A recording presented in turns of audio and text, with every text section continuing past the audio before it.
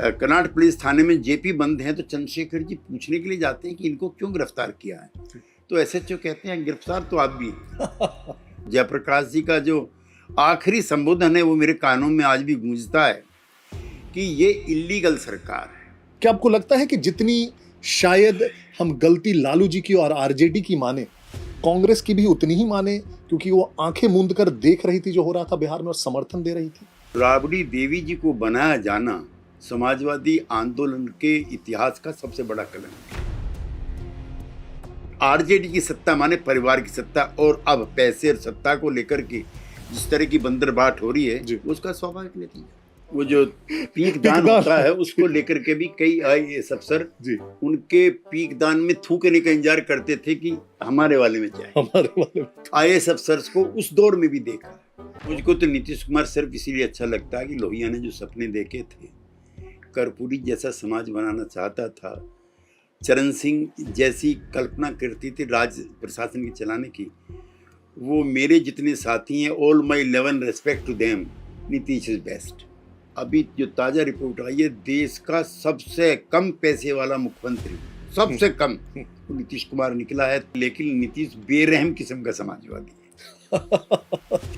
तीन chief election commissioner Congress party के member बन चुके हैं। तो क्या मैं मानूं उस समय उनकी तटस्थता बेईमानी थी? श्रीमती गांधी ने कैसे भ्रष्ट तरीके अख्तियार करके चुनाव जीता है। जब तक ईवीएम नहीं आई थी, आपके बिहार से लेके मेरे पूर्वी उत्तर प्रदेश तक जो मजबूत समूह थे समाज के, वो पूरा का पूरा बूथ कैप्चर करते। अगर बुरा ना लगे राहुल गांधी जी को, तो नेपाल में विपक्ष के नेताओं के घर जला दिए, रूलिंग पार्टी का नहीं, विपक्ष के। हमें अच्छा नहीं लगता है जब हमारा बिहारी सबसे ज्यादा मेहनत करके बंगाल में भी पिटता है, बिहार में भी पिटता है, पंजाब में भी पिटता है, जम्मू कश्मीर में पिटता है। जब तक बिहार को विशेष राज्य का दर्जा नहीं मिलेगा, उन्नत राज्यों की श्रेणी में ये नहीं आ पाएगा।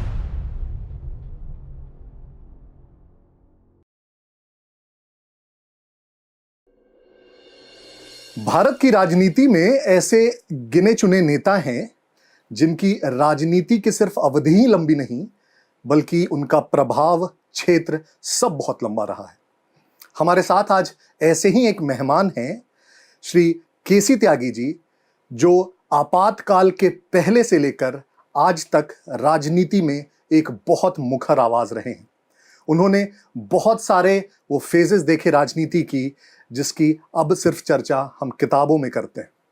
आदरणीय केसी त्यागी जी बिहार के जदयू के साथ भी बहुत लंबे समय से जुड़े रहे, पार्टी के महासचिव रहे, प्रवक्ता रहे, और अगर सही मायने में कहा जाए तो एक बहुत महत्वपूर्ण सलाहकार, पथ प्रदर्शक रहे। आज हमारे साथ केसी त्यागी जी हैं और उनसे बात करेंगे बिहार की। आपका सर बहुत बहुत स्वागत है इस चर्चा में। तो सबसे पहले सर शुरुआत करते हैं आपके राजनीतिक जीवन से, और मुझे लगता है आपके राजनीतिक जीवन शुरू तो थोड़ी पहली हुई, लेकिन मुझे लगता है सबसे महत्वपूर्ण शायद जो पहली घटना रही होगी वो जेपी आंदोलन रही होगी। जेपी आंदोलन और मेरा राजनीति में विधिवत प्रवेश पॉलिटिकल पार्टी में जी लगभग एक जैसा है। जी चौधरी चरण सिंह मेरे नेता रहे और वो राष्ट्रीय स्तर पर कांग्रेस के विकल्प की तलाश में थे, जो डॉक्टर लोहिया की मृत्यु के बाद लगभग कमज़ोर पड़ गया था। तो 9 अगस्त 1974 को उन्होंने भारतीय लोकदल बनाया जी। और आपको आश्चर्य होगा कि उस समय जितने भी बड़े बड़े नेता थे और जो कांग्रेस के विकल्प की तलाश में थे, वो उसमें शामिल हो गए जी। उसमें बीजू पटनायक जी जो उड़ीसा के बड़े नेता थे वो शामिल हो गए। Swatantra party led by Piloo Modi and Gayatri Devi of Jaipur, ये इसमें शामिल हो गए। उसमें आपको ताज्जुब होगा कि जनसंघ के जो अध्यक्ष रहे थे बलराज मधोक जी, वो शामिल हो गए। उसमें एमएल सोंधी थे जी, जो यहाँ से नई दिल्ली से एमपी थे, वो शामिल हो गए। देवीलाल जी उसमें आ गए, चांद राम जी उसमें आ गए, कुंभाराम जी उसमें आ गए, and above all Karpoori Thakur, Raj Narayan, Ram Sevak Yadav, Mulayam Singh Yadav, ये सब उसमें शामिल हो गए। और मैं विधिवत, हालांकि पॉलिटिकल एक्टिविस्ट में पहले भी था जी, लेकिन मैं विधिवत लोक दल में 9 अगस्त 1974 को शामिल हुआ। और मेरे जो साथी मित्र थे, सतपाल मलिक थे, आरिफ मोहम्मद खान थे, मैं था और कई साथी थे जो नौजवान थे उस समय, वो इसमें शामिल हुए। जी, तो उसी दौर में गुजरात से चल करके आंदोलन की लपट बिहार तक आने लगी।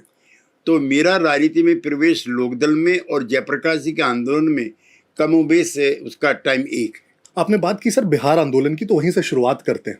गुजरात से चल के बिहार आंदोलन की लपटें आती हैं बिहार तक, छात्र संघर्ष समिति बनती है उसकी, लालू जी अध्यक्ष बनते हैं उसके, नीतीश जी भी उसी में रहते हैं, और सब मिलके जेपी के पास जाते हैं कि आप इस मूवमेंट का इसको लीड करें। जेपी अपनी शर्तों पर कि अहिंसक रहेगा और अपनी जो भी उनकी शर्तें रहती हैं उन शर्तों पर तैयार होते हैं। धीरे धीरे आंदोलन बढ़ता है और फिर तब तक हाईकोर्ट का वो फैसला आता है जिसमें इंदिरा गांधी जी की सदस्यता रद्द की जाती है और फिर इमरजेंसी लगती है और संपूर्ण क्रांति आंदोलन शुरू होता है। मुझे लगता है कि अगली पीढ़ी के शायद बहुत तेरे ऐसे नेता रहे होंगे, आप खुद को भी बता रहे हैं, और बहुत, चाहे लालू जी हो, नीतीश जी हो, रामविलास जी थोड़ा पहले इलेक्शन जीत चुके थे, लेकिन बहुत सारे ऐसे नेता हैं जो शायद जेपी आंदोलन की ही एक तरह से पैदाइश रहे होंगे। वो जो पीढ़ी के नेता हैं, और खास करके जो बिहार यूपी में आप देखते हैं जो उस पीढ़ी से नेता हैं, उस समय क्या आपको, उस समय का जब आप याद करते हैं और एक चरित्र चित्रण याद करते हैं, तो क्या लगता है कौन कहाँ था? लालू जी थे, नीतीश जी थे उस समय? ऐसा कोई अगर आपसे पूछता तो शायद ये प्रेडिक्ट कर पाते कि लालू जी कभी मुख्यमंत्री बनेंगे, नीतीश जी उसके बाद उनको सक्सीड करेंगे, आपस में रंजिश होगी? क्या उस समय ऐसा कुछ भी आभास था? नहीं, अच्छा आपने पुरानी यादें ताज़ा की। मैं दो ऐतिहासिक घटनाओं का भी चश्मदीद हूँ जो आपके कार्यक्रम में शेयर करना चाहता हूँ। हमारे नेता थे राजनारायण जी। 1971 में उन्होंने मिसेस गांधी के खिलाफ चुनाव लड़ा। चुनाव हारने के बाद उन्होंने एक याचिका इलाहाबाद हाई कोर्ट में दायर की कि श्रीमती गांधी ने कैसे भ्रष्ट तरीके अख्तियार करके चुनाव जीता है, और 12 जून 1975 को उसका नतीजा आता है कि उनको चुनाव को अवैध घोषित किया जाता है और 6 साल के लिए अयोग्य घोषित किया जाता है। हम कोई 200-250 यूथ हैं, पर्टिकुलरली सोशलिस्ट हैं, जो इंदिरा गांधी की कोठी की तरफ जाते हैं। और दिनकर जी की आज जो है पुण्यतिथि भी है, मेरे सामने उनका चित्र है। उनका ही एक था कि सिंहासन खाली करो कि जनता आती है। और जयप्रकाश जी के आंदोलन में 74 में भी ये नारा लगा था, हम जाते हैं और इंदिरा जी का इस्तीफा मांगने के लिए तो वहाँ यूथ कांग्रेस के काफ़ी उपद्रवी लोग हैं, पुलिस है, और वो नारे लग रहे हैं जस्टिस जगमोहन लाल सिन्हा के खिलाफ कि ही जे CIA एजेंट, और इंदिरा नहीं तो देश नहीं, वगैरह वगैरह। और हम लोगों की पुलिस भी पीटती है और यूथ कांग्रेस वाले भी। उसके बाद ये अंतिम दिन हैं आपातकाल से पहले के। फिर इंदिरा गांधी इंडिया गेट पर एक बड़ी भारी रैली करती है। बंसीलाल उस समय उनके बड़े करीबी थे, संजय गांधी के, और लाखों लाख लोग इकट्ठे होते हैं। Indira is India and India is Indira. ये कभी हिटलर के टाइम पे नारा लगा था वहाँ पर जर्मनी में। जयप्रकाश जी को दिल्ली बुलाया जाता है और 19 तारीख उनकी तय हो जाती है जून की कि रामलीला मैदान में मीटिंग होगी। वो कोलकाता में है। और ये वो दौर है, आजकल कई लोग आपातकाल, अघोषित आपातकाल का जिक्र करते हैं। उस दिन कलकत्ता से कोई जहाज नहीं उठता है और जयप्रकाश जी की मीटिंग कैंसिल हो जाती है। फिर 25 जून को जयप्रकाश जी की रैली होती है रामलीला मैदान में। और मैं आपके चैनल पर बहुत गर्व के साथ कहता हूँ कि उस मंच पर बैठने का सौभाग्य मुझे भी मिला था। मदन लाल खुराना एक जनसंघ के नेता थे, वो उसका संचालन कर रहे थे, और लोकदल के प्रतिनिधि के साथ मैं भी वहाँ पे मौजूद था। और जयप्रकाश जी का जो आखिरी संबोधन है वो मेरे कानों में आज भी गूंजता है कि ये इल्लीगल सरकार है, इसको कोर्ट ने बर्खास्त कर दिया है, लिहाजा इसके द्वारा दिए गए कोई भी निर्णय और आदेश को आप ना मानने के लिए स्वतंत्र हैं। जिसका इंटरप्रिटेशन मिसेस गांधी ने किया कि उन्होंने नौजवानों को बगावत के लिए उकसाया। और उसी रात को, तैयारी तो कई दिन से चल रही थी, उसी रात को आपातकाल की घोषणा होती है। रेडियो, टेलीविज़न, अखबार, सभाएं, आंदोलन, सब चीज़ पर बैन लग जाता है। और तो और जो कांग्रेस वर्किंग कमेटी के मेंबर हैं, जो मेरे पिछवाड़े वाले मकान में रहते थे, चंद्रशेखर जी, उनको भी गिरफ्तार कर लिया जाता है। जब कनाट पुलिस थाने में जेपी बंद हैं तो चंद्रशेखर जी पूछने के लिए जाते हैं कि इनको क्यों गिरफ्तार किया है, तो SHO कहते हैं गिरफ्तार तो आप भी हैं। 2.5 लाख के करीब जो है सब लोग गिरफ्तार होते हैं। मोरारजी भाई, चौधरी चरण सिंह, अटल बिहारी वाजपेयी, LK अडवाणी, पीलू मोदी, बीजू पटनायक, राजनारायण समेत चंद्रशेखर जी, कोई नेता बचता नहीं है जो जेल में भी न जाता। और मुझे भी सौभाग्य मिला कम उम्र में ही इन नेताओं की संगत में इनका साथ देने का और जेल जाने का। जी। और आपातकाल की कहानियां तो खैर हम सभी ने सुनी है कि कितना एक दर्दनाक वो पूरा समय था, आप लोगों ने जिया है उसको। आते हैं 1977 पर, आपातकाल खत्म होता है, सरकारें बदलती हैं केंद्र में भी और कई राज्यों में भी। बिहार में भी सरकार बदलती है, उत्तर प्रदेश में भी, केंद्र में भी। और उसके बाद लेकिन जो सरकार बनती है बहुत स्थिर नहीं रह पाती है। केंद्र में भी 2 बार सरकारें बीच बीच में बदलती हैं, प्रधानमंत्री बदलते हैं और 80 तक वो भी डिसॉल्व हो जाती है। और कमोबेश यही हालत राज्य सरकारों में भी होती है, बिहार में भी होती है। कर्पूरी ठाकुर पहले मुख्यमंत्री बनते हैं, फिर रामसुंदर दास बनते हैं, और एक तरह से शायद वो डिसइल्यूजन हो जाता है और लगने लगता है कि कांग्रेस का ऑल्टरनेट संभव नहीं है। आपको लगता है कि ये क्या कारण रहे होंगे कि इतने विरोध और इतना बड़ा आंदोलन के बाद भी एक सरकार जो बनती है वो बहुत ज्यादा लंबे समय तक शासन नहीं कर पाती? नहीं, इंदिरा जी की जो अनडेमोक्रेटिक, फासिस्ट कहना पता नहीं, बहुत सख्त शब्द ना हो जाए, टेंडेंसीज जो थी उनके खिलाफ डॉक्टर लोहिया ने पहला आंदोलन गैर कांग्रेसवाद का शुरू किया था। उसमें कोई विचारधारा नहीं थी। लोहिया ऐसा मानते थे कि कांग्रेस पार्टी उन प्लेजेस को पूरा करने में नाकामयाब रही है जो महात्मा गांधी के नेतृत्व में प्री-47 किए गए थे। तो वो अलग हो जाते हैं कांग्रेस से, वो JP नरेंद्र देव, मीनू मसानी वगैरह वगैरह। 67 में लोहिया का आंशिक सफलता मिलती है जब 7 राज्यों में गैर कांग्रेसी सरकार बनती है, इंक्लूडिंग बिहार, जहाँ महामाया बाबू बनते हैं, कर्पूर जी डिप्टी सीएम बनते हैं। फिर जब दमन का दौर ज़्यादा होता है और इंदिरा गांधी अपनी पॉपुलरिटी के पीक पर है तो ये 75 to 77 होता है। लेकिन जनता के दबाव में हम लोगों ने जनता पार्टी तो बनाई, लेकिन ये संतरे की फांक की तरह से अलग अलग कलियों को समेटे हुई थी। पहले दिन से ही प्रधानमंत्री कौन बने उसी पे विवाद हो गया। हम लोग चौधरी चरण सिंह को चाहते थे, मोरारजी भाई सबसे सीनियर थे, कांग्रेस पार्टी छोड़ करके जगजीवन बाबू आए थे, अल्टीमेटली मोरारजी भाई बने और वो सरकार को ऐसे ही चलाना चाहते थे जैसे उनकी कांग्रेस पार्टी की सरकार। मैं उस पर अब सख्त टिप्पणी कोई नहीं करना चाहता। और उन्हीं अंतर विरोधों के चलते वो टूट गई। बिहार का जो आप जिक्र कर रहे हैं, वहाँ जो सामाजिक समीकरण है जिन्हें आप जातीय बोलते हो, वो बहुत, उसकी गहराई बहुत गहरी थी। और शायद पहली बार कोई प्रभावशाली पिछड़ी जाति का व्यक्ति मुख्यमंत्री बनने वाला था कर्पूरी ठाकुर। तो उनको आसानी से कैसे बनने दिया, तो सत्येंद्र बाबू उनके सामने खड़े हो जाते हैं जो मोरारजी भाई के बड़े करीबी हैं। और हमारा ध्रुवीकरण इतना तेज है कि हमारे एक बड़े रेस्पेक्टेड समाजवादी नेता थे, नाम लेना ठीक नहीं है, वो भी सत्येंद्र बाबू के साथ अपने जातीय मोह में चले गए थे। तो जो जाति को लेकर के आज भी बहस होती है, इसकी जड़ें इतनी पुरानी हैं, ये पीछा नहीं छोड़ती। और कर्पूरी ठाकुर बनते हैं और पहले दिन से ही कर्पूरी नो कर्पूरी, अगड़ा पिछड़ा, ये सब शुरू हो जाता है। उसी बीच में कर्पूरी ठाकुर एक ऐतिहासिक कार्य करते हैं। 1978 में मुंगेरी लाल कमीशन बना हुआ था, उसकी कुछ रिकमेंडेशंस थी। और आप अप्रिशिएट करेंगे कि पिछड़ी जातियों में जो अति पिछड़ी जातियां हैं उनका भी रिप्रेजेंटेशन होना चाहिए। तो मुंगेरी लाल कमीशन की रिकमेंडेशन लागू की जाती हैं, पहाड़ टूट जाता है। इसमें पिछड़ों के जो शक्तिशाली लोग हैं और उनके भी कुछ नेता विरोध करते हैं और कर्पूरी जी के खिलाफ फिर अविश्वास प्रस्ताव आता। लेकिन एक हिस्टोरिकल फैक्ट हम सब लोगों को जानना चाहिए, कर्पूरी जी उस आरक्षण में 3% का आरक्षण महिलाओं के लिए और 3% का आरक्षण इकोनॉमिकली वीकर सेक्शन के लिए, यानी कि ऊंची जाति में जो गरीब लोग हैं उनके लिए भी करते हैं।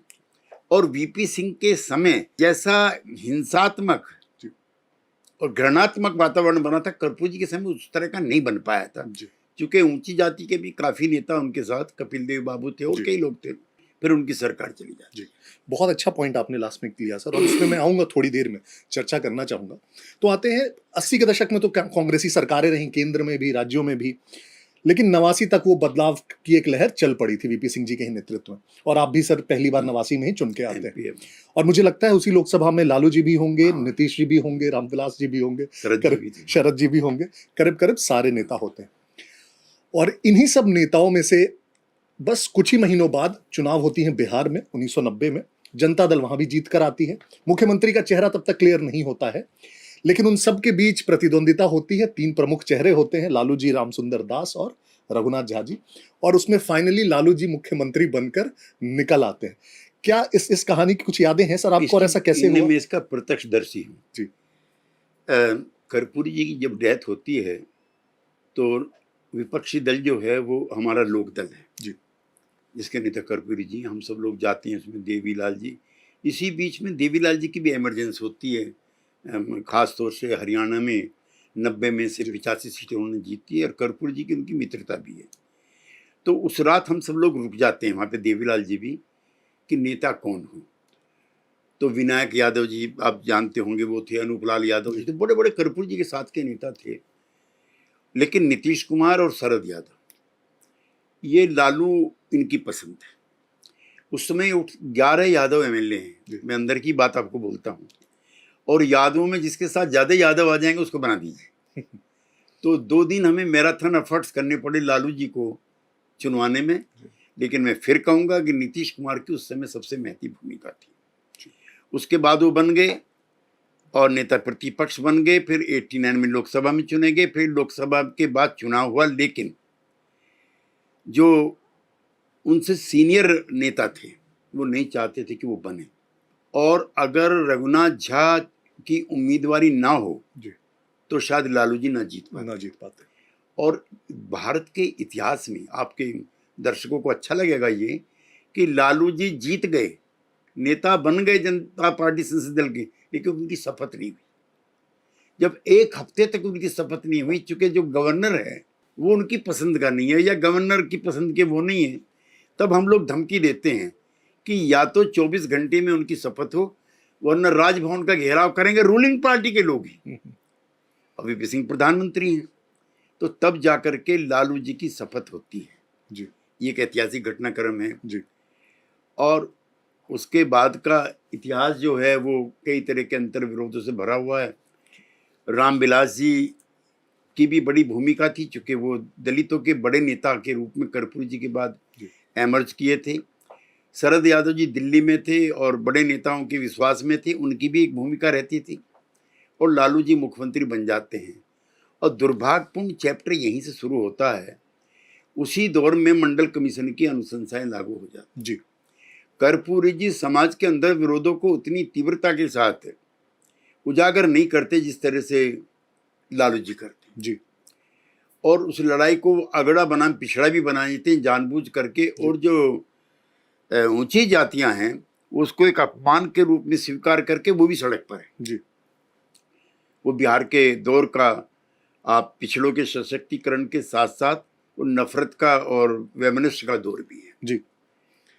उसी में लालू जी की जो प्रसिद्धि है वो एक पिछड़े नेता के रूप में हो जाती है। अगर अपर कास्ट ने उतना तीव्रता के साथ विरोध ना किया होता मंडल कमीशन का लालू का, तो शायद लालू जी इतना प्रसिद्धि प्राप्त नहीं कर पाते। और पूरे प्रदेश में अराजकता की स्थिति है, सड़कें बंद हैं, रेल बंद हैं, विद्यालय में, स्कूलों में, अस्पताल में, सब जगह विद्रोह फैला हुआ है जी। वो 5 साल लालू जी के इसी तरह के कटते हैं, लेकिन वो पिछड़ों में अपनी पहचान बनाने में कामयाब हो जाते हैं। और जो पता नहीं घमंड शब्द ठीक है कि नहीं है, के लिए अहंकार उनके अंदर आ जाता है जी।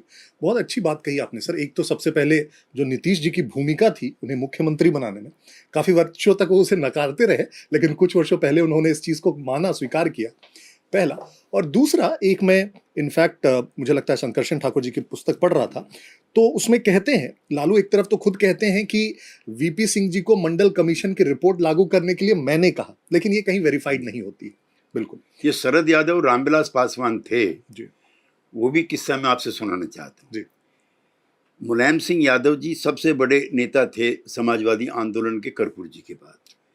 और वो वीपी सिंह जी के खिलाफ थे उत्तर प्रदेश की राजनीति को लेकर के। वो जनता दल में भी नहीं आना जनता पार्टी में भी नहीं आना चाहते थे। कर्पूरी जी हम सब लोग उनको लेकर के आए। वो वीपी सिंह के प्रधानमंत्री बनने के पक्ष में नहीं थे, वो देवीलाल जी के साथ थे, वी चंद्रशेखर जी के साथ थे। और वो हमारी तरफ आ जाएं, चंद्रशेखर के साथ ना चले जाए। जब जनता पार्टी में टूट होती है तो शरद यादव, रामविलास पासवान, हम सब लोग करते हैं कि अगर मंडल की रिकमेंडेशन से लागू हो जाएं तो मुलायम सिंह यादव नहीं छोड़ पाएंगे हमारा साथ, लेकिन उन्होंने फिर भी छोड़ दिया था। जी। एक इसमें और बात आती है, खास करके जब हम नीतीश जी की जीवनी पढ़ते हैं तो कहते हैं कि जब मंडल कमीशन की सिफारिशें लागू हो रही थी तो नीतीश जी बहुत चाहते थे कि जो कर्पूरी जी वाला फॉर्मूला था, जिसे हम बिहार फॉर्मूला या कर्पूरी फॉर्मूला भी कहते हैं, उसके अंतर्गत ये आरक्षण लागू हो ताकि पिछड़ों में भी जो सबसे ज्यादा पिछड़े हैं उनको उसका अधिकार मिले। कहते हैं कि इस पर लालू जी ने एक तरह से वीटो लगाया और कहा कि अगर हम उसे बांटते हैं तो पिछड़ों का जो हमारा कंसोलिडेशन है वो वीक पड़ जाएगा। और एक बारगी के लिए इस तर्क से शायद नीतीश जी थोड़े से शांत होकर उन्होंने इसे एक तरह से लालू जी का समर्थन दे दिया। लेकिन शरद यादव जी और रामविलास जी जिंदा नहीं है, इसलिए गवाह के तौर पर मैं किसे पेश करूं। लालू जी उस समय बिहार के सबसे बड़े नेता थे, पिछड़ों के बहुत लोकप्रिय नेता थे। लेकिन नीतीश कुमार जी भी अपनी व्यवस्थाएं और अपनी उस समय की राजनीति जानते थे।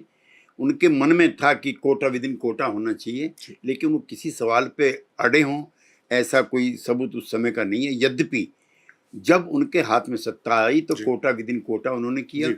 और अब जब जातिगत जनगणना हुई है उसमें बाकायदा डिक्लेयर करके उन्होंने कोटा विद इन कोटा किया है। केंद्र सरकार के पास रिकमेंडेशंस भी पड़ी हुई हैं रोहिणी कमीशन की, और नीतीश कुमार का, जेडीयू का और हमारे जैसे लोगों का लगातार दबाव है, fulfil the recommendations of the Mandal commission.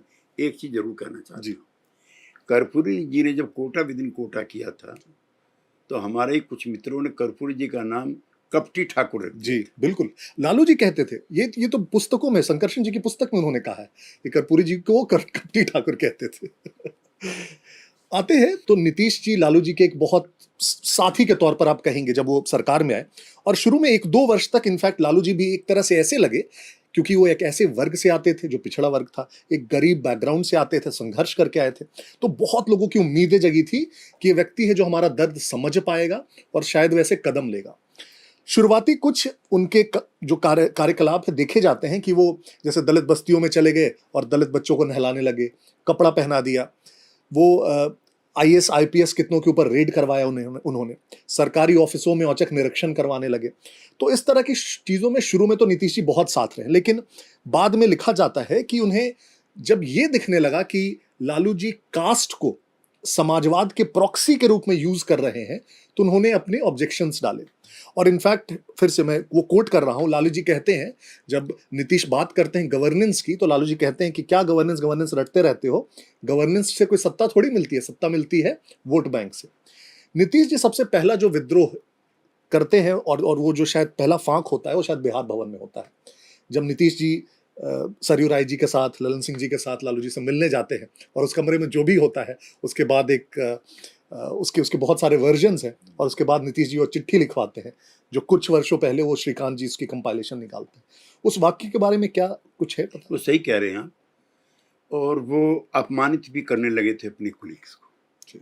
जो किस्सा आपने बिहार भवन का सुनाया है वो भी सही है।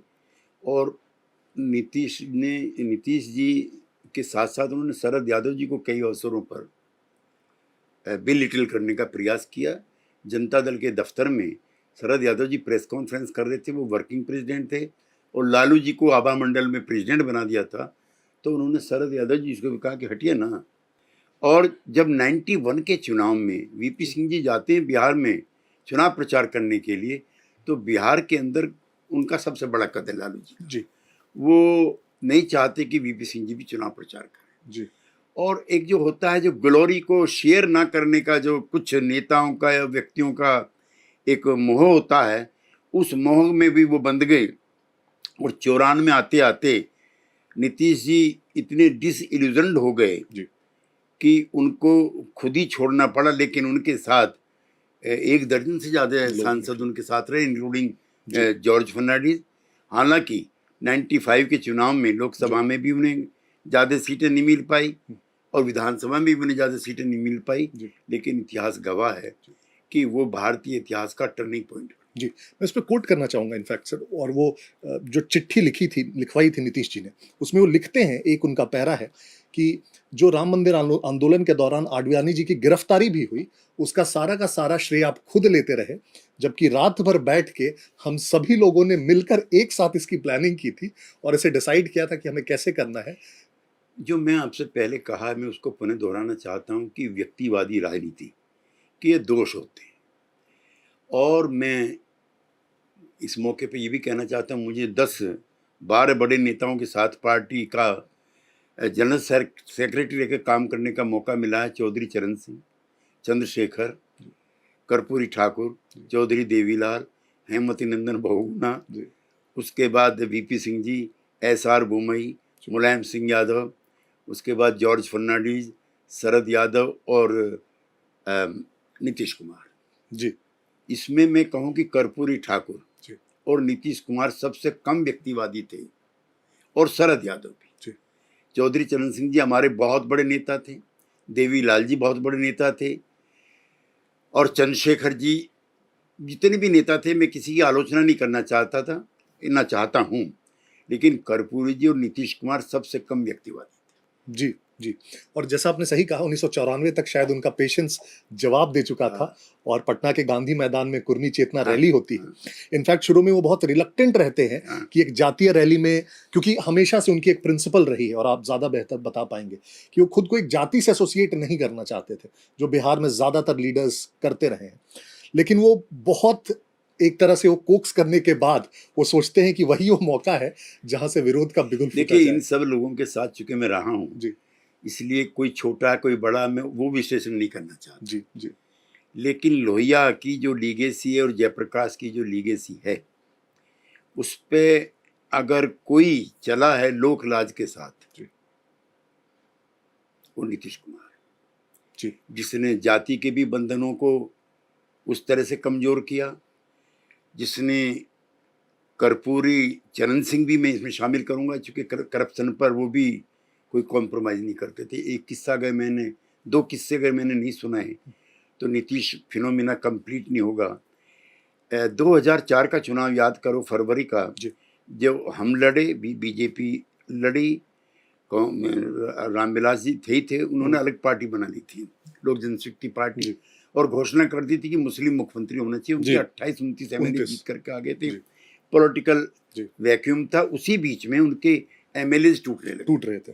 जॉर्ज फर्नांडीज ने अपने घर पे मीटिंग बुलाई, जिसमें से 2-3 आदमी अभी भी जिंदा हैं, शरद यादव, नीतीश कुमार, ललन सिंह जी, प्रभुनाथ सिंह जी, दिग्विजय सिंह जी, मैं और एक कोई और सज्जन है, हम सब लोग बैठे हुए। एक बड़ा नेता कहता है कि 21 MLA रामविलास जी के टूट के आ रहे हैं, थोड़ी सी धन की व्यवस्था की जाए, थोड़ा थोड़ा धन सब जुटाइए। तिल मिला करके नीतीश कुमार खड़े हो जाते हैं जी कि अगर इस सब के बाद ही मुझको मुख्यमंत्री बनना है तो मेरा आपको प्रणाम है, और वो मीटिंग से वॉकआउट कर जाते हैं।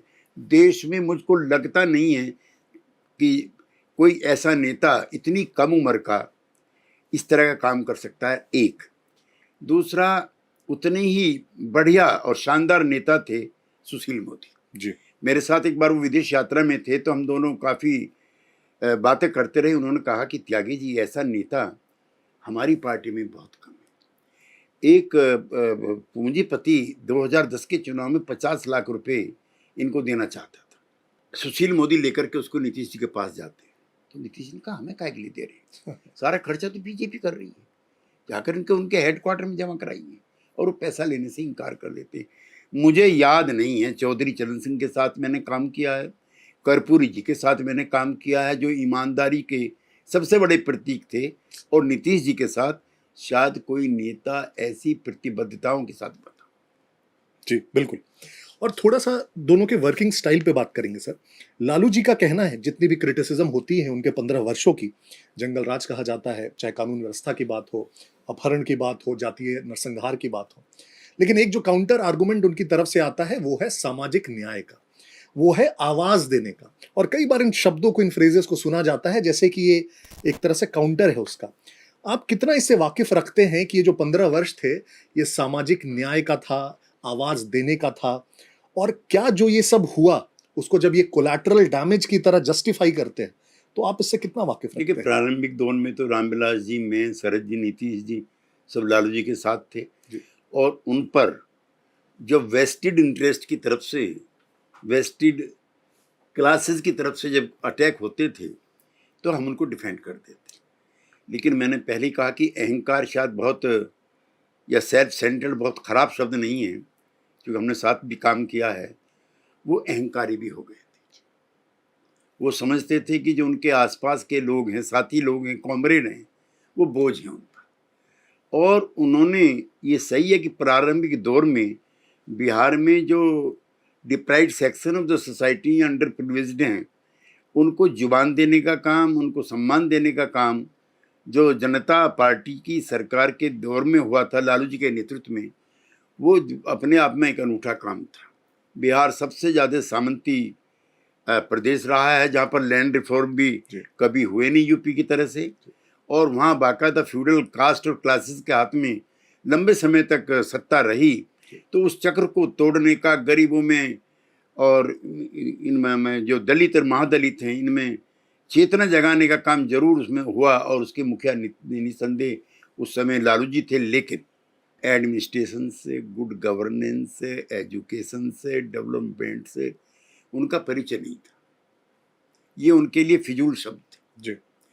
जैसे लॉ एंड ऑर्डर है, नीतीश कुमार कितना ध्यान रखते रहे हैं लॉ एंड ऑर्डर का, हमें पता है जी। वुमेन एजुकेशन को लेकर के वो कितने प्रयत्नशील रहे हैं, हमें पता है जी। रोड कंस्ट्रक्शंस को लेकर के वो कैसा करते हैं। शराब जैसी जो सोशल इविल है, उस पर भी वो अपनी सरकार को दाव में लगाने में 1 मिनट करते हैं। और अभी जो ताज़ा रिपोर्ट आई है, देश का सबसे कम पैसे वाला मुख्यमंत्री, सबसे कम, वो नीतीश कुमार निकला है। तो मैं ये कहना चाहता हूँ कि हम समाजवादी आंदोलन से निकले हुए हैं, लोकतंत्र लोक लाज से चलता है। लालू जी का पूरा परिवार, राइटली या रॉन्गली, वो भी जनता दल की सरकार थी, HD देवेगौड़ा प्रधानमंत्री थे, इंद्र कुमार गुजराल प्रधानमंत्री थे, जब चारा घोटाले में उनकी पहली गिरफ्तारी होती है। तो कांग्रेस पार्टी को या बीजेपी को भी एक्यूज या एब्यूज नहीं कर सकती।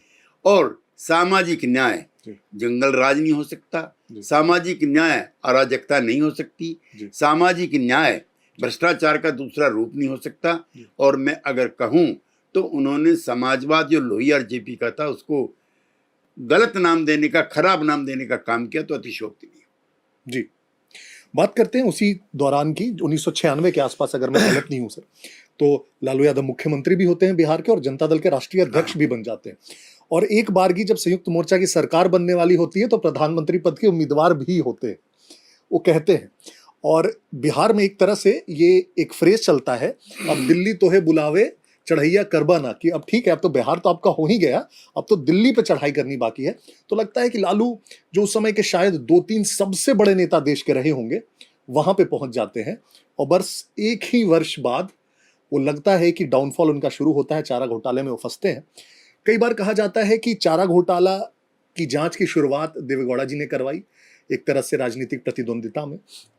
कई बार कहा जाता है कि आई.के. गुजराल जी ने उसे बहुत बचाने की कोशिश की, लेकिन जोगिंदर सिंह माने नहीं। कितनी सच्चाई है इन बातों में से? देखिए, शरद यादव जी जिंदा नहीं है इस समय, और मुलायम सिंह जी भी। शरद जी ने मुझे बताया, और कोई वजह नहीं है कि वो गलत कहेंगे, तीनों यादवों ने बैठ करके तय किया था कि हमें से कोई भी प्रधानमंत्री पद का दावेदार नहीं। जब ये हट जाते हैं, और वो भी अपनी गलती की वजह से, कांग्रेस पार्टी की मदद से देवेगौड़ा की सरकार चल रही है, तो क्यों वो जो अपने बिहार के अध्यक्ष थे केसरी जी, उनसे क्यों पंगा लेते हैं बेवजह? खैर छोड़िए, वो मेरा विषय नहीं है। उसके बाद प्रधानमंत्री पद का तय होता है, तो वाम मोर्चे की एकमात्र पसंद मुलायम सिंह यादव। और मैं आपके चैनल पर ऑन रिकॉर्ड कहना चाहता हूँ, अगर लालू जी ने सबोटाज ना किया होता और शरद जी ने भी लालू जी का साथ ना दिया होता, तो शायद अगले प्रधानमंत्री मुलायम सिंह जी भी हो सकते थे। यद्यपि करुणानिधि और चंद्रबाबू नायडू सरीखे नेताओं को भी उकसाने का और उबारने का काम हमारे जनता दल के कुछ नेताओं ने किया था, लेकिन लालू जी के नाम पर कोई भी किसी भी पार्टी का कोई नेता तैयार नहीं था। उनके नाम पर कभी सर्वानुमति नहीं बन सकती थी। यद्यपि आरजेडी के सब आरजेडी नहीं, उसमें जेडी था जेडी था। कि सबसे ज्यादा एमपी थे। जी जी जी। और उसके बाद चारा घोटाले में वो फंसते हैं और जनता दल के ही जितने भी बड़े नेता होते हैं सब इस्तीफे की मांग करने लगते हैं लालू जी से। लालू जी इनकार कर देते हैं एक तरह से और फिर तोड़कर राष्ट्रीय जनता दल बनाते हैं। और राष्ट्रीय जनता दल की अगले करीब 8 वर्षों तक 2005 तक तो सरकार रहती है। इस दौरान कांग्रेस भी उनके समर्थक में रहते हैं। बिहार में कांग्रेस साथ देते रहती है। बीच में एक बार जब लगातार नरसंहार होते हैं और वाजपेयी जी की सरकार बर्खास्त भी करती है राबड़ी जी को, तो कांग्रेस राज्यसभा में समर्थन देने से इनकार कर देती है। सरकार फिर से बची रहती है और कांग्रेस के 23 एमएलए को सरकार में मिनिस्टर बना दिया जाता है। क्या आपको लगता है कि जितनी शायद हम गलती लालू जी की और आरजेडी की माने, कांग्रेस की भी उतनी ही माने, क्योंकि वो आंखें मूंद कर देख रही थी जो हो रहा था बिहार में और समर्थन दे रही थी? देखिए, लालू जी ने एक और एंटी सोशलिस्ट एक्शन किया। जो जेपी और लोहिया की जो सांस्कृतिक विरासत थी हम लोगों के पास, वो था परिवारवाद का विरोध। डॉक्टर लोहिया क्यों फिर इंदिरा जी का विरोध कर रहे थे? जी। तो राबड़ी देवी जी को बनाया जाना समाजवादी आंदोलन के इतिहास का सबसे बड़ा कलंक है। जी। और अगर वो प्रतिबद्ध कार्यकर्ता रही होती, आंदोलन की हिस्सा रही होती, तो मुझे बनाने में कोई दिक्कत नहीं है। एक वहां से फिर जनता दल टूटता है। एक से एक काबिल लोग थे। जी। जिस समय ऊर्जा मंत्री हैं जी। बिहार के, जी। वो सबसे काबिल मुख्यमंत्री साबित हुए होते। जी। नीतीश जी चलिए अलग हो गए थे। खैर, एक तो लालू जी ने दूसरी बड़ी बदनामी ये की कि जो जनता हमें सत्ता देती है वो परिवार के लिए देती है, ना कि समाज के परिवर्तन के लिए, जिस सामाजिक न्याय के वो अपने आप को अलंबरदार मानते हैं। और आज तक भी इस कलंक से उनका छुटकारा नहीं हुआ है कि आरजेडी की सत्ता माने परिवार की सत्ता। और अब पैसे और सत्ता को लेकर के जिस तरह की बंदरबाट हो रही है, उसका स्वाभाविक नतीजा। जी, मैं एक और आपसे थोड़ा सा सवाल करना चाहूंगा, क्योंकि यूपी और बिहार की राजनीति को कई बार एक तरह से देखा जाता है, बहुत माइनर डिफरेंसेस माने जाते हैं। दोनों राज्यों में करीब करीब समाजवादी सरकारें थी इस दौरान। दोनों राज्यों में जाति बहुत हावी रही है, सोशल स्ट्रक्चर्स मोटा मोटी एक प्रकार के रहे हैं। फिर भी बिहार में जिस प्रकार की जातीय हिंसा, जातीय सेनाएं और नरसंहार देखे गए, वो अप्रतिम है। वो पूरे देश में कभी नहीं हुआ, किसी काल में नहीं हुआ। कई लोग तो बताने पे विश्वास नहीं करते हैं कि ऐसे नरसंहार हो सकते थे। और 92 से 2000 तक में 59 नरसंहार हुए, जिसमें गांव के गांव साफ कर दिए जाते थे। दोनों तरफ से हुए। उसमें अगड़ी जाति के लोग भी मारे गए, दलित भी मारे गए, पिछड़े भी मारे गए। ऐसा क्या अंतर आपको लगता है कि उत्तर प्रदेश में ऐसा कुछ नहीं हुआ, बिहार में ही सिर्फ हुआ, बंगाल में नहीं हुआ जहां नक्सलवाद का जन्म हुआ था? ऐसा क्यों लगता है? नहीं, वो मुलायम सिंह यादव की पृष्ठभूमि और लालू यादव जी की पृष्ठभूमि है। लालू यादव जी कभी लोहिया जी के संपर्क में नहीं रहे। वो छात्र संघ के अध्यक्ष बने और जेपी मूवमेंट में आ गए। मुलायम सिंह यादव जी को डॉक्टर लोहिया ने अपने हाथ से टिकट दिया था 67। वो कन्नौज से लड़ रहे थे, बाजू की सीट से मुलायम सिंह यादव लड़ रहे थे। मुलायम सिंह यादव गरीब परिवार के परिवेश से निकल करके politically ideologically committed socialist activist थे। और ऊंची जात के जो बड़े नेता थे, अर्जुन सिंह भदौरिया से लेकर के और जनेश्वर मिश्रा तक, सबसे उनके सौहार्दपूर्ण रिश्ते थे। और मुख्यमंत्री होते हुए भी मैंने उनके साथ कई सभाओं में था, वो ऊंची जाति के लोगों से कहते थे कि जैसे आपने दलितों का आरक्षण स्वीकार किया है, आप पिछड़ों का भी आरक्षण जो है हमारी संख्या के हिसाब से स्वीकार कीजिए। वो हड़काते नहीं थे, वो धमकाते नहीं थे, वो ईर्ष्या पैदा नहीं करते थे, विद्वेष पैदा नहीं करते थे। वो करबद्ध प्रार्थना करके इन वर्गों के लिए इनकी हिस्सेदारी सुनिश्चित की जाए, वो करते थे। वही कारण था कि उत्तर प्रदेश में कोई भी विद्वेष जात का नहीं फैल पाया। एक दूसरा, मुलायम सिंह यादव बहुत लोक लाज में जीते। रमाशंकर कौशिक, केसी त्यागी, सतपाल मलिक, जनेश्वर मिश्रा, कोई एक नेता नहीं था पिछड़ी जाति का जो बड़े पदाधिकारी ना हो। और वो उस आभा मंडल में बैठ करके अपने आप को सबके, Kapil Dev ji chief general secretary थे आपके बिहार के भूमिहार, तो वो संकीर्णता जो लालू जी में थी, अब वो कैसे पैदा हुई, क्यों पैदा हुई, कौन सी सदियों के अपमान का बदला वो गरीब भूमिहार ब्राह्मण या ठाकुर से लेना चाहते थे, मुझे नहीं पता। लेकिन मुलायम सिंह जी ने कभी उस जातीय विद्वेष को हावी नहीं होने दी। जी, बहुत अच्छा आपने पॉइंट लिया। और इनफैक्ट जो आपने पहले थोड़ी देर पहले कहा था उस पर भी आएंगे, कर्पूरी ठाकुर जी वाला एग्जाम्पल 78 वाला आते हैं थोड़े बाद में। और लगता है मुझे 15 वर्षों में एक तरह से बिहार हर एक मामले में, जहां 91 के बाद देश के बाकी सारे राज्य करीब करीब विकास की ओर बढ़ रहे थे, अपनी इकोनॉमी खोल रहे थे, लिबरलाइजेशन हो रहा था, इन 15 वर्षों में बिहार 1% से ग्रो करता है, देश का सबसे धीरे से ग्रो करने वाला। इनफैक्ट 97 से 2000 तक राज्य के 40% केंद्रीय अनुदान के पैसे वापस कर दिए जाते हैं क्योंकि खर्च नहीं हो पाते। तो 15 वर्षों में एक तरह से वो सारी जनता विक्षुब्ध हो जाती है। और 2005 की जो फरवरी की आपने बात की, एक जनादेश आता है जो लालू जी के विरोध में होता है, लेकिन सरकार नहीं बन पाती। नीतीश जी इनफैक्ट फिर सारे विधायकों को लेकर परेड भी करते हैं राष्ट्रपति के सामने, जब बूटा सिंह विधानसभा भंग कर देते हैं। फिर अक्टूबर में चुनाव होता है और एक बहुत क्लियर मैंडेट मिलता है, नीतीश जी मुख्यमंत्री बनते हैं। और मुझे नहीं लगता है कि नीतीश जी का उस समय जो पद है, कोई भी उस पद पे रहना चाहता होगा, वो जैसा बिहार उनको मिला होगा। उस समय जब नीतीश जी मुख्यमंत्री बने, कैसे देखते हैं आप? कब आपको लगा था कि इस प्रकार का ट्रांसफॉर्मेशन या क्या कर पाएंगे? आपके कुछ थॉट्स रहे होंगे उस पॉइंट पे, आप उसको कैसे देखते हैं? आपने अच्छा प्रसंग किया और मैं एक रहस्योद्घाटन और आपके इससे करना चाहता हूँ। फरवरी में जब चुनाव होता है तो किसी को बहुमत नहीं होता है, लेकिन बहुत सारे एमएलए टूट करके हमारे साथ आ जाते हैं और हम मेजोरिटी में हो जाते हैं। और अडवाणी जी के नेतृत्व में हम राष्ट्रपति के पास जाते हैं एमएलए को लेकर के, हमारा बहुमत है, नीतीश जी को शपथ दिलाइए। लौट के पटना नहीं पहुंचते, उससे पहले बूटा सिंह विधानसभा भंग कर देते हैं।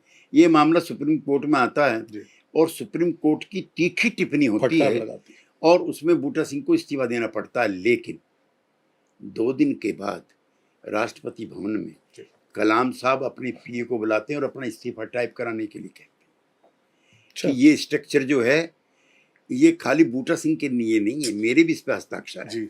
ये जब पता लगता है, उस समय प्रधानमंत्री हैं शायद मनमोहन सिंह जी, है ना जी, वो पहुंचते हैं और उनसे प्रार्थना करते हैं कि अगर आपका इस्तीफा हो गया तो देश में अनार्की हो जाएगी। और वो अपने भाई को ये भी निर्देश देते हैं कि मेरा जो कमरा है घर पे उसको साफ करा देना, 2 दिन के बाद में वापिस आ रहा हूँ। कैसे छोटी छोटी जो चालाकियां राजनीति की हैं, कितने बड़े बड़े घटनाक्रमों को जन्म देती हैं, ये उसका उदाहरण जी। वो शायद रशिया में होते हैं और उनके कैंप कार्यालय में भेज के वहां पे साइन करवा लिया जाता है जी। और वो बहुत ह्यूमिलेटेड फील होते हैं। और कल्पना करो अगर वो इस्तीफा देते तो क्या उस समय स्थिति देश में हुई होती। जी जी। तो नीतीश कुमार जी मुख्यमंत्री हाँ, उस पर भी मानना चाहता हूँ। उस शपथ ग्रहण समारोह में हम थे जी, और ऐसा वो एक उन्मादी वातावरण था कि जैसे जेल से हम आपातकाल में निकले थे, कमोबेश वो हमको वैसा ही लग रहा था। लेकिन जो आपने बिहार के विकास दर का बताया, बिहार उस समय भी पिछड़ा था जब लालू जी थे, जब शेरे बाबू थे तब भी पिछड़ा था, जब नीतीश कुमार जी तब भी पिछड़ा था। और जो पिछड़ापन है उसका दूर ना होने का एक बड़ा कारण हुआ वहाँ उद्योगों का प्रारंभिक दिनों में ज़्यादा ना लगना या फिर उनका वहाँ से भाग जाना। जब बिहार का बंटवारा होता है वो सबसे दुर्भाग्यपूर्ण घटना है। जितने कायदे के शहर हैं, चाहे रांची है, चाहे जमशेदपुर है, चाहे टाटा नगर, जो भी हैं, सब चले जाते हैं। जितनी माइन से चली जाती हैं, जितने खदानें सब चले जाते हैं, जितनी इंस्टीट्यूशन से सब चले जाते हैं, वहाँ पे और भी ज़्यादा गरीब और बेरोजगारी रहती है। मैं उस रैली का भी गवाह हूँ जो दिल्ली में नीतीश कुमार ने विशेष राज्य के दर्जे के लिए की थी। उसके बाद हम शरद यादव और अपने वशिष्ठ नारायण सिंह जाके पीएम से मिलते हैं और रघुराम राजन की कमेटी की बना देते हैं और उसकी रिकमेंडेशन है कि टर्म्स और कंडीशन जो हैं वो बिहार को विशेष राज्य का दर्जा देने के लिए नहीं है। ये टर्निंग पॉइंट है। अगर बिहार को विशेष राज्य का दर्जा माने 90% केंद्र का और 10% राज्य का, तो बिहार में अपने यहाँ भी रोजगार की और इसकी होती, हमें अच्छा नहीं लगता है। जब हमारा बिहारी सबसे ज़्यादा मेहनत करके बंगाल में भी पिटता है, बिहार में भी पिटता है, वो पंजाब में भी पिटता है, जम्मू कश्मीर में पिटता है। हालांकि अब बिहारी होना अपमान की बात नहीं थी, लेकिन मुझे वो भी दौर याद है, बट बिहारी कहीं का जी, ये एक अपमानजनक संबोधन था। मुझे प्रसन्नता है कि नीतीश कुमार के शासनकाल में कम से कम हम उस आपदा से तो निकले जी। लेकिन जब तक बिहार को विशेष राज्य का दर्जा नहीं मिलेगा, उन्नत राज्यों की श्रेणी में ये नहीं आ पाएगा। जी, बहुत अच्छी बात बताई आपने सर। और इनफैक्ट मुझे याद है, मैं 2004 में पहली बार दिल्ली आया था आईटी जेई की कोचिंग करने, और कुछ इसी प्रकार का अनुभव हमारा था। डीटीसी के बसों में हम लोग जाते थे कोचिंग को, और कोई भी कंडक्टर या ड्राइवर अगर आप गलत तरीके से उतर रहे हैं बस से, तो चिल्ला देता था, ओए बिहारी है क्या, या सामने से अगर क्रॉस कर गए तो वो दिन तो खैर अपने में। मैं उस पर थोड़ा वर्किंग स्टाइल पे भी आना चाहूंगा, नीतीश जी के, लालू जी की। नीतीश जी जब सरकार में आते हैं तो सबसे पहला जो काम करते हैं वो कहते हैं कि मुझे एक एबल ब्यूरोक्रेट्स की एक तगड़ी टीम बनानी है। और पता चलता है कि जितने भी अच्छे ब्यूरोक्रेट होते हैं वो सारे सेंट्रल डिप्यूटेशन पे दिल्ली जा चुके हैं, या बंटवारे के बाद झारखंड जा चुके हैं, तो काम करने वाले कोई बचे नहीं है। कई बार इस पे भी अलग अलग थियरीज है। कई ब्यूरोक्रेट्स कहते हैं कि लालू जी का जो व्यवहार था उनके प्रति, और ये बहुत सारे रिकॉर्डेड इंसिडेंट्स हैं। मैं इनफैक्ट एक बुक टॉक में आदरणीय राम बहादुर राय जी के साथ जेएनयू में था, और मेरी पुस्तक पर चर्चा थी, और उन्होंने कहा कि आपने पुस्तक में ये क्यों नहीं लिखा कि वो मुकुंद प्रसाद से खैनी ठुकवाते थे लालू जी। नहीं, वो जो पीक दान होता है उसको लेकर के भी कई आईएएस अफसर जी, उनके पीक दान में थूकने का इंतजार करते थे कि हमारे वाले में जाए। हमारे वाले में। आईएएस अफसर्स को उस दौर में भी देखा है। जी, और उसी का परिणाम था कि आईएएस ऑफिसर्स बिहार में काम नहीं करना चाहते थे। और फिर नीतीश जी आते हैं और एक नई टीम खड़ी करते हैं, और उसमें बहुत सारे अफसर होते हैं। अफजल अमानुल्लाह होते हैं, अभ्यानंद जी होते हैं, प्रत्यय अमृत होते हैं, ऐसे कई सारे अफसर होते हैं। और मुझे लगता है पहली चोट वो जो करते हैं, जो शायद किसी ने एक्सपेक्ट भी नहीं किया था, वो ये करते हैं कि जो दागी एमपीली एमएलए हैं वो किसी के भी पार्टी के हों, उनको स्पीडी ट्रायल कराया जाएगा और उनको सजा दी जाएगी। आपको ये आज हाइंडसाइट में तो हम लोग देख रहे हैं कि बहुत अच्छा काम है। शुरुआत में आपको लगा था कि प्रैक्टिकल हो पाएगा बिहार में अपनी नहीं, पार्टी इस के? मामले में नीतीश कुमार किसी की सुनते नहीं थे। वो अपने पार्टी के जो महत्वपूर्ण एमएलए एमपी हैं, उनके करीबी हैं, उनकी भी सिफारिश नहीं सुनते थे। मैंने उनके बहुत करीबियों को उनसे निराश और दुखी हालत में देखा है। एक तो कोई पैसे संबंधी कोई काम कराने जाएगा, he will say big no, नहीं हम नहीं कर सकते। दूसरा, मैंने कई एमपीज को, एमएलएज को, मिनिस्टर्स को देखा कि ट्रांसफर पोस्टिंग के लिए उसने कहा कि अगर कोई काम ठीक नहीं कर रहा है तो आप चीफ सेक्रेटरी जाके कहिए, हमसे कहा के लिए कह रहे। उन तो पॉलिटिकल आदमी भाई, एडमिनिस्ट्रेशन का काम उनका है।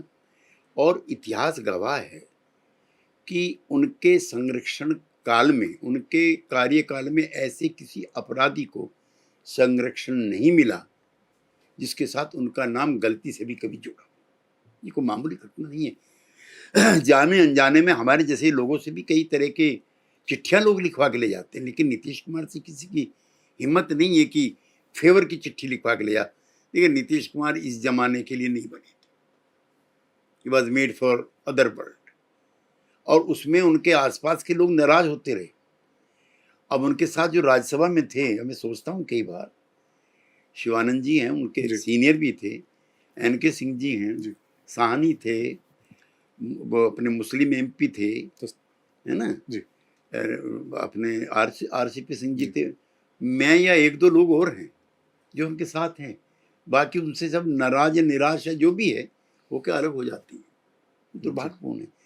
नीतीश असल में ये जो आजकल जो फेवरिज्म की जो पॉलिटिक्स चली है, उसमें एमएलए एमपीज पर दबाव होता है, अपने कार्यकर्ताओं का, अपनी मासेज का, गलत सलत जो भी हो।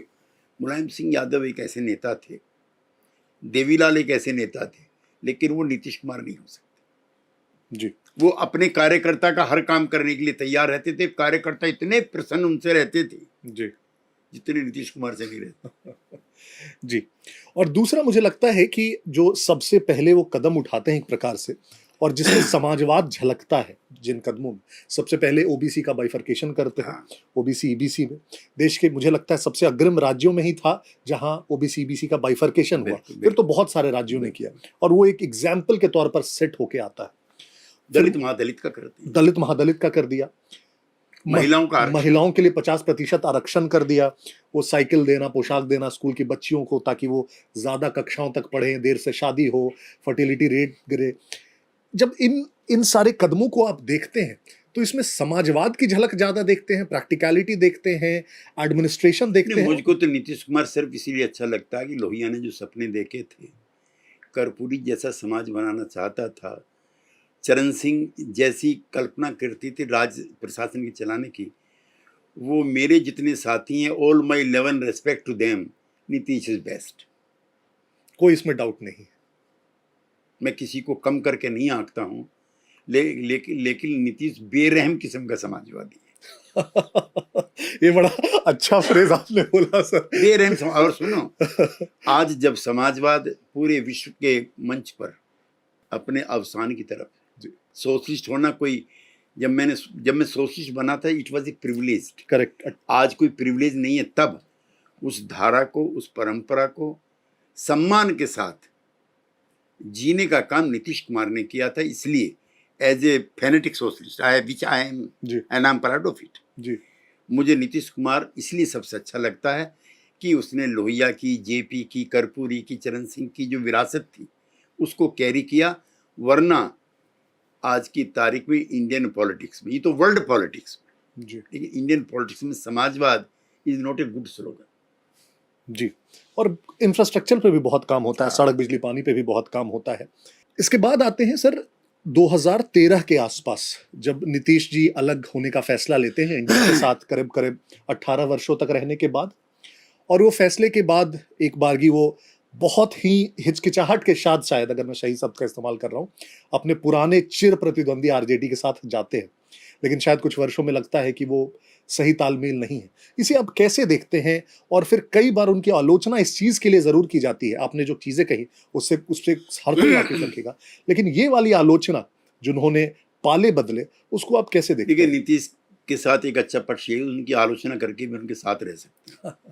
वरना क्षेत्रीय दलों के जो सर्वमान्य नेता हैं, उनकी आलोचना करके आप प्रदेश में भी रह पाएंगे? नहीं रह पाते जी। ये भी डाउटफुल है जी। मैं और शरद यादव उस समय जनता दल में, ये भी हमारे साथ थे, मैं भी जनरल सेक्रेटरी था, ये भी थे। हम इनके जनता दल छोड़ने से बहुत नाराज थे, क्योंकि 6 दिसंबर 1982 की घटना के बाद हम मानते थे कि किसी भी सेकुलर आदमी को बीजेपी के आसपास नहीं होना चाहिए। तो हमको वो अच्छा नहीं लगा था, नंबर 1। नंबर 2, 2012-13 में जब वो बीजेपी से अलग हुए, वो भी शरद यादव को और मुझको अच्छा नहीं लगा था। हमने मित्रता में, मजबूरी में, कुछ भी समझिए, इनका साथ दिया था, चूंकि अल्टीमेटली फिर बीजेपी के साथ जाना पड़ा था। एक तो जो गैर कांग्रेसवाद था वो हमारी नसों में था जी। उसको लोहिया ने पैदा किया, कर्पूरी ने सींचा, चरण सिंह ने बढ़ाया जी। तो वो भी हमको अच्छा लगा। लेकिन नीतीश कुमार से बच्चा कोई नहीं है, इसलिए शरद यादव हो और हम लगे रहे। बाद के दिनों में जब वो फिर बीजेपी के साथ आते हैं तो मेरे सामने यक्ष प्रश्न है कि शरद जो हैं वो जा रहे हैं बीजेपी के खिलाफ, नीतीश कुमार दोबारा वापस जा रहे हैं। एक फैसला ये है 25-30 साल में, जब मैं शरद यादव से अलग होकर नीतीश कुमार के साथ होता हूँ, कि रोज रोज का अच्छा नहीं है। लेकिन ये भारतीय राजनीति की तराज से, उसमें नीतीश को ही गाली देने से कोई फायदा नहीं है। कौन नेता है, कौन पार्टी है जो पलटू राम नहीं है? हम रोज अपने अलाइज बदलते हैं भाई। भारतीय जनता पार्टी हमारी मित्र पार्टी है, कभी वो मुफ्ती की पार्टी के साथ हो जाती है वहाँ पर, कभी वो अब्दुल्ला की पार्टी के साथ हो जाती है, कभी अकालियों के साथ हो जाते हैं, कभी उनके खिलाफ हो जाते हैं, कभी बसपा के साथ हो जाते हैं, कभी उनके खिलाफ। तो सभी दलों का, कांग्रेस पार्टी का तो खैर इतिहास ही है। जिस शिवसेना का बाल ठाकरे ने पैदा किया था कांग्रेस को समाप्त करने के लिए, आज कांग्रेस पार्टी उसी के साथ है। लिहाजा वो वैचारिक कम है, व्यक्ति ज्यादा है। जी सर, जिस समय नीतीश कुमार पहली बार मुख्यमंत्री बनते हैं, उसी समय केंद्र में मनमोहन सिंह जी की सरकार बनती है और लालू जी वहां पे रेल मंत्री बनते हैं। 2 तरह के चीजें उसकी नैरेटिव बनी है। एक तो सबसे पहला बना कि लालू जी ने रेलवे को टर्न अराउंड कर दिया, बहुत बड़ा प्रॉफिट दे दिया। हालांकि बाद में 2009 में सीएजी की रिपोर्ट भी आती है जिसमें कहा जाता है कि फाइनेंशियल कैलकुलेशन के वो पैरामीटर्स में चेंज ज्यादा है, कोई प्रॉफिट्स उसमें है नहीं। लेकिन दूसरा एक जो मुद्दा जो उनका साथ आज भी नहीं छोड़ रहा है वो है लैंड फॉर जॉब्स, कि उन्होंने रेलवे मंत्री रहते हुए, इनफैक्ट आपने सुशील कुमार मोदी जी की बात की थी, उन्होंने एक पुस्तक लिखी है लालू लीला, और उसमें तो उन्होंने एक एक जमीन के टुकड़े के लोकेशन से लेके, उसके साइज से लेके, किसने किसको कितने पैसे दिए, कहाँ ट्रांसफर हुआ, उन्होंने पूरी लिस्ट ही लिख दी। और वो लिखते हैं कि करीब 141 ऐसे जमीन के टुकड़े हैं जो लालू जी की परिवार को ट्रांसफर किया गया है। उसमें से कई बीपीएल परिवार थे जिन्होंने ट्रांसफर किया। उसमें कांति सिंह जी थी, मंत्री बनने के लिए उन्होंने अपना जमीन दिया। रघुनाथ झा थे, उन्होंने मंत्री बनने के लिए दिया। एक बार जब फॉर्डर स्कैम में कोई व्यक्ति फंस जाता है, उन्हें दिख रहा होता है कि वो अब जेल जाने की कगार पर हैं, उसके बाद भी जब कोई मंत्री बनता है तो बजाय इसके कि मैं 15 सालों के बाद इतने अब गलत नैरेटिव में आ चुका हूं तो एक बार मेरे पास मौका है उस चीज को बदलने का, फिर से लैंड फॉर जॉब स्कैम में फंस जाते हैं और अब उनका पूरा परिवार फंस जाता है, ना सिर्फ वो फंसते। कैसे देखते हैं आप? नहीं, हमारी कल्पना से बाहर है जी। नहीं, हमारी कल्पना से बाहर है। जब हम एक कमिटेड सोशलिस्ट वर्कर के रूप में हम जब बड़े हो रहे थे, पल रहे थे, तो उसमें लोहिया का, जेपी का, चौधरी चरण सिंह मेरे नेता थे। वो प्रदेश में मुख्यमंत्री रहे, 40 साल मिनिस्टर रहे, देश के प्रधानमंत्री रहे।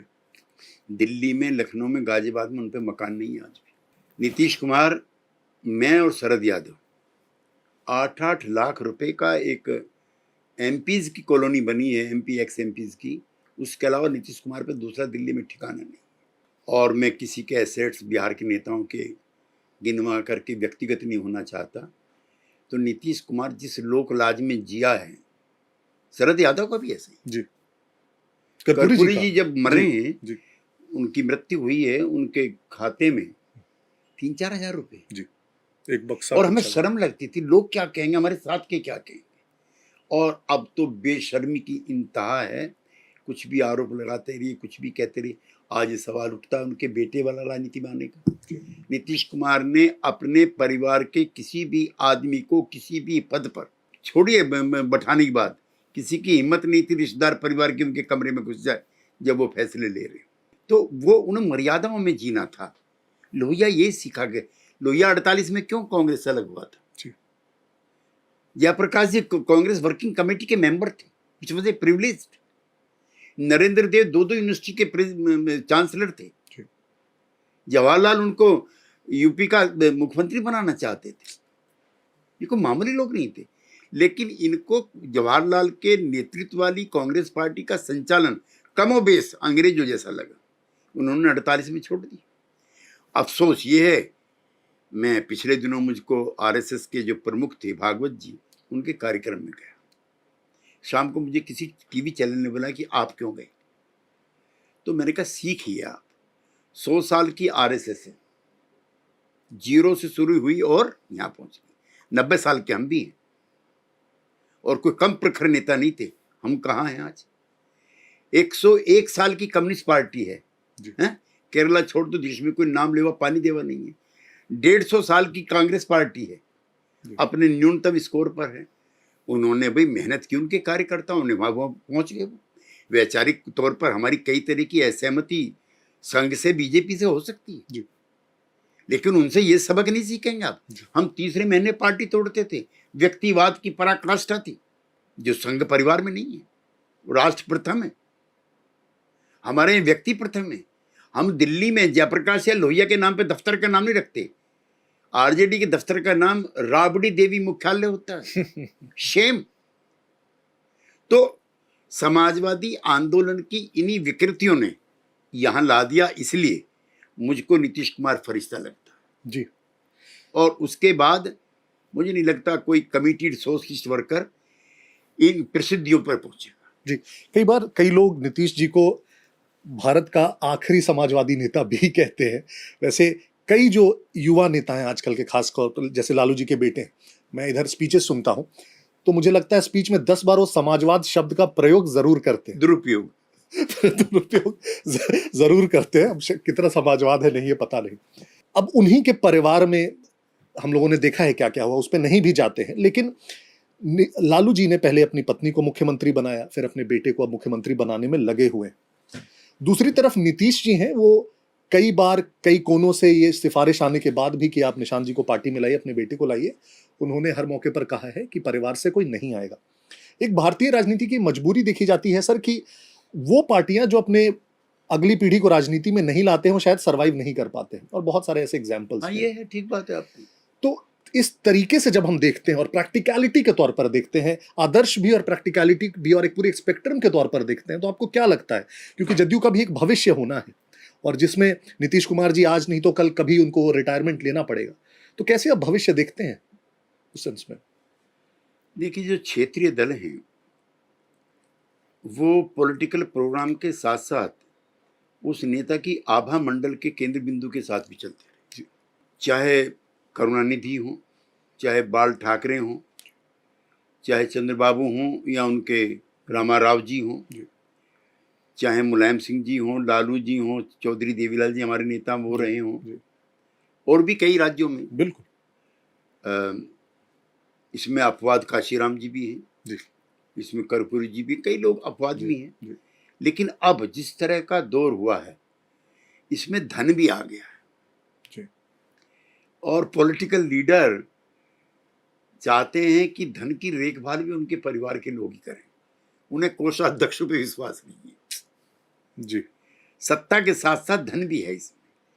तो नीतीश कुमार पे तो गरीब पे धन भी नहीं और तो माला माल है। जी जी। हमारी पार्टी को सबसे कम चंदा मिला, डू यू नो? नहीं। हाँ, जेडीयू को जितनी भी रीजनल आउटफिट हैं उनमें सबसे कम चंदा मिला। और एक ऐसी रीजनल पार्टी भी है जिसको 350-400 करोड़ रुपए चंदा मिला, ममता दी की पार्टी को।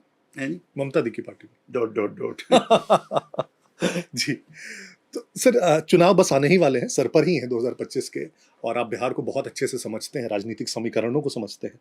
उन सब को देखते हुए एक तो सबसे पहले अगर हम लालू जी की पार्टी देखें, अभी तक तो लालू जी की ही है, आरजेडी को अगर देखें, जो स्टार्ट हुई थी एक पिछड़ों, दलितों, वंचितों की पार्टी से, और वो होते होते एक प्रकार से यादवों की और थोड़े मुस्लिमों की पार्टी बनकर रह गई है। उसको एक प्रकार से तेजस्वी कहते हैं कि हम A to Z पार्टी बनाएंगे। लेकिन वही तेजस्वी जब सिवान में जाते हैं तो शहाबुद्दीन जिंदाबाद, शहाबुद्दीन जी जिंदाबाद के नारे लगवाते हैं। उन्हीं तेजस्वी जी के जो 1-2 MLAs हैं, नेता हैं, अशोक महतो आते हैं, वो फिर से वो भूरा बाल साफ करो वाले फ्रेजेस देते हैं। उनके दूसरे नेता इस प्रकार की बातें करते हैं और ये कभी कंडेम नहीं करते हैं। तो मुझे लगता है कि शायद चुनाव के पहले वो A to Z करते हैं, लेकिन चुनाव आते आते लगने लगता है कि अपने कोर पे सीमित होना ज्यादा जरूरी है। क्या आपको लगता है कि आरजेडी अपना जो ये चरित्र है उससे बाहर आती हुई दिखती है आपको वो नहीं, अब वो पॉलिटिकल पार्टी नहीं रही। देखिए हमारे टाइम पे वो चित्र देखिए, डेरी ऑन सोन का है जी जी। इसमें चौधरी चरण सिंह हैं, कर्पूरी ठाकुर हैं जी। और रविराज जी हमारे स्पीकर हैं। वाह। मैं बैठा हूँ, जयप्रकाश यादव बैठे हैं जी।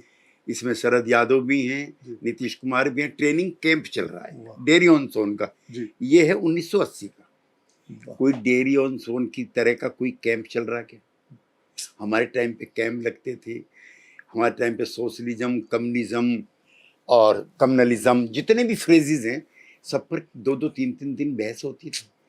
क्या आप समझते हैं कि all my love to Tejashwi Yadav वो किसी विषय पर क्रमबद्ध तरीके से 5-10 मिनट बोलना चाह सकते हैं? जो सोशलिस्ट मूवमेंट है वो मार्क्सिस्ट मूवमेंट से शुरू हुआ था। जी बिल्कुल। 1917 की जो मार्क्स की क्रांति थी, लेनिन की, और जेपी भी और नरेंद्र देव भी, मीनू मसानी भी, सब ये मार्क्सिस्ट थे। लोहिया उस तरह के मार्क्सिस्ट नहीं थे। बाद में इन्होंने मार्क्सिज्म को कंडेम करके डेमोक्रेटिक सोशलिस्ट बने। क्या ये फ्रेजेस उसकी बातचीत का हिस्सा हैं? जी। इसलिए मैं बिल्कुल टोटली निराश हूँ। ये ज़्यादातर ये प्राइवेट लिमिटेड हैं, परिवार की पार्टियां हैं, to protect the vested interest of the family, that's all. जी। कांग्रेस की बात करते हैं सर। देश की तो प्रमुख विपक्षी दल है। बिहार में कहेंगे तो चौथे नंबर की पार्टी है। सारे लेफ्ट को मिला दिए जाए तो 5वें नंबर की हो जाएगी इनफैक्ट। और कांग्रेस में कहते हैं जो सबसे बड़ा प्रॉब्लम है वो सबको पता है, लेकिन उसको सॉल्व करने को तो कोई तैयार नहीं है, और वो प्रॉब्लम है उसके लीडरशिप का। कैसा देखते हैं कांग्रेस का देश में भी और बिहार में भी? किसी भी प्रकार से इस अवसान को रुकते हुए देखते हैं? आपको लगता है कि ये थोड़ा बहुत अगर ऊपर नीचे हुआ भी, लेकिन ये डाउनवर्ड ही जाएगा? देखिए, एक आने वाले समय में एक और दिक्कत आने वाली है इंडियन पॉलिटिक्स में, कांग्रेस पॉलिटिक्स में। कांग्रेस पार्टी पहले सरवाइव कैसे किया जाए इसकी राजनीति कर रही थी, कि वो 40 MPs की पार्टी थी। वो सपा पे डिपेंड करती थी, वो NCP पे डिपेंड करती थी, RJD पे करती थी, ममता दीदी की पार्टी पे करती थी, वगैरह वगैरह वगैरह। राहुल गांधी की यात्राओं में, तथाकथित यात्राओं में जो उनको लगता है भीड़ आई है, अब वो कह रहे हैं हमें कांग्रेस का रिवाइवल करना है। जी। सर्वाइवल नहीं, रिवाइवल। रिवाइवल कैसे हो? समाजवादी आंदोलन के दौरान पिछड़े, अति पिछड़े, दलित, आदिवासी और अल्पसंख्यक वोट हम लोगों ने कांग्रेस से छीना था, जी ये कह करके कि इन वर्गों के लिए इसकी वफादारी नहीं है, जी और हम इसके होल कस्टोडियन बन गए। जी चाहे बिहार में हो, चाहे यूपी में हो, या और भी कई जगहों पर जी ऐसी किसानों का हुआ, हरियाणा में, पंजाब में। जी अब राहुल गांधी का और कांग्रेस पार्टी का जो द्वंद्व है बिहार में क्या है, वो कहते हैं वो वर्ग अब हमारे साथ, जी वो समूह अब हमारे साथ, जी और वो दिन दूर नहीं है when there will be RJD versus Congress in Bihar and Congress versus SP in Uttar Pradesh. जी ये अभी आपको लग रहा है लास्ट चुनाव है जब साथ लड़ेंगे। जी अब उन्होंने 1944 में कभी कांग्रेस वर्किंग कमेटी की बैठक हुई थी पटना में, अब हो रही है, तो रिवाइवल के लिए हो रही है, सर्वाइवल के लिए नहीं हो रही है। उनको अब ये है आरजेडी डिकेइंग फोर्स है, इसलिए हम हैं आरजेडी के जो वर्ग चरित्र है या जो उसका मांसपेश है उसके असली मालिक हम। और वो इतना तेजस्वी को तैयार भी नहीं हो रहे मुख्यमंत्री पद का चेहरा घोषित करने के हाँ, लिए। नहीं हो रही। सबसे ज्यादा उसका कारण यही है, जी अगर तेजस्वी यादव मुख्यमंत्री पद के गठबंधन के उम्मीदवार होते हैं तो एमवाई समीकरण के पहले भी थे, अब भी आगे भी रहेंगे। जी कांग्रेस पार्टी उसका एक्सपेंशन करना चाहती जी है, एक्सपेंशन में सबसे बड़ी बाधा जो है तेजस्वी यादव में, जी लिहाजा सर्वाइवल और रिवाइवल एक साथ हो नहीं सकता। सर, एक और मुद्दा है जो आजकल देश में काफी गूंज रहा है और जिसकी पृष्ठभूमि बिहार से ही शुरू हुई है, बिहार चुनावों के कारण, वो है पहले एसआईआर और फिर बाद में वोट चोरी का मुद्दा।